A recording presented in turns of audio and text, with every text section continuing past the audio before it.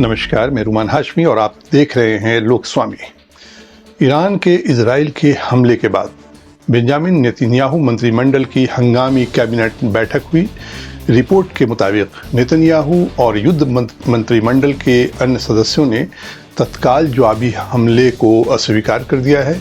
ईरानी हमले को लेकर जो खबरें आ रही हैं, इसके मुताबिक अमेरिकी सैन्य अधिकारियों ने न्यूज़ एजेंसीज एपी को बताया कि एक समय पर ईरान से कम 100 बैलिस्टिक मिसाइलें एक साथ हवा में थी और इजराइल तक उड़ान भरने में बस उन्हें कुछ ही मिनट लगे।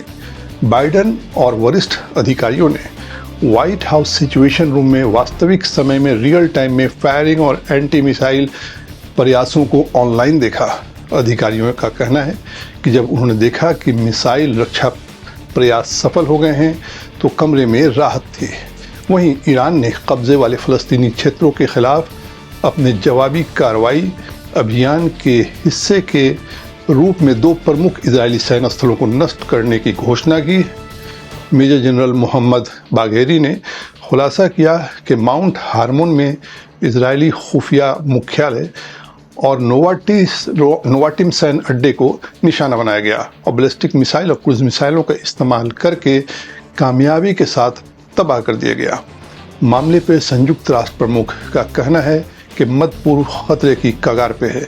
ईरान का कहना है कि यह हमला दमिश्क में 1 अप्रैल को उसके वाणिज्य विभाग के इमारत पर किए गए हमले के जवाब में है। ईरान का इजराइल पर हमला चरणबद्ध तरीके से और होशियारी भरा था। दुनिया को ये मालूम है कि इजराइल की हवाई सुरक्षा काफ़ी मजबूत है, कई लेयर्स में है। इसे देखते हुए ईरान ने चरणबद्ध तरीके से इजराइल पर हवाई हमला किया। सबसे पहले उसने अपने कामिकाज़ा सुसाइड ड्रोन्स को बड़ी तादाद में इजराइल भेजा। उसके साथ उसने सेकंड ग्रेड मिसाइल भेजा जिसमें तकरीबन सभी इजराइल और वहाँ मौजूद अमेरिकी सेना और वायु सेना ने मार गिराया। इसके साथ ईरान ने अपने बैलिस्टिक मिसाइल और हाइपरसोनिक क्रूज मिसाइल से हमला किया, जिसमें एंटी मिसाइल डिफेंस सिस्टम को चकमा देने के लिए क्लस्टर वारहेड लगा हुआ था। ये क्लस्टर वारहेड हवा में ही बिखर जाते हैं, जिनका दायरा एक फुटबॉल मैदान जितना होता है। एंटी डिफेंस मिसाइल सिस्टम जितनी देर में आसमानों में बिखरे क्लस्टर वारहेड को ख़त्म करते, उतनी देर में छोटा क्रूज और बैलिस्टिक मिसाइल मैन्यूवर करते हुए अपने टारगेट को हिट करने में सफल रहा। ईरान ने यह हमला कर इजराइल और अमेरिका दोनों को ये जता दिया है कि ईरान अब अपने सैन्य कूटनीतिक नीति में बदलाव कर दिया है। अब वो किसी भी हमले का जवाब देगा। एक तरह से देखा जाए तो ईरान के इस कदम से क्षेत्र में शांति और स्थिरता आएगी। दूसरी तरफ गजा में इजराइल की सैनिक कार्रवाई जारी है।